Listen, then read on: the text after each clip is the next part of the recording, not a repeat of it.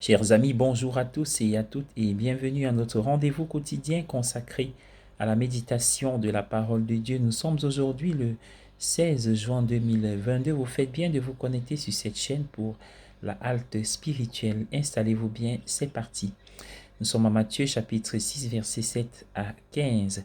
Il est très regrettable que tant de chrétiens aient longtemps identifié la prière avec le fait de dire des prières.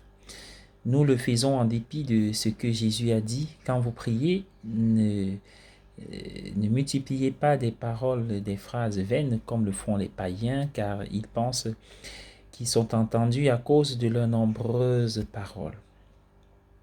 Le fait que les disciples aient dû demander à Jésus de leur apprendre à prier indique qu'il ne leur avait pas donné de prière ou de formule fixe. Parce que nous avons négligé la prière contemplative, de nombreux chrétiens se tournent maintenant vers des sources non chrétiennes pour l'obtenir. Elle est bien sûr redécouverte dans les milieux chrétiens de notre époque, mais sans enthousiasme de la part des autorités tout le temps.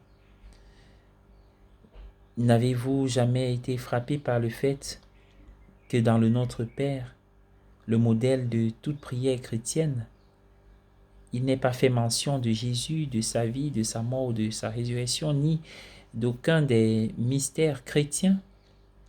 Cette absence m'indique qu'il s'agissait de sa propre prière. Dans la prière, il était saisi par une seule conscience, le Père. Il ne pensait pas à lui-même. Lorsque nous prions le Notre Père, nous ne prions pas pour lui, mais avec lui. Nous prions sa prière.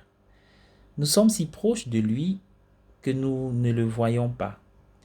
Nous sommes pour ainsi dire dans sa tête. Nous regardons à travers ses yeux et nous ne voyons comme lui que le Père et le monde.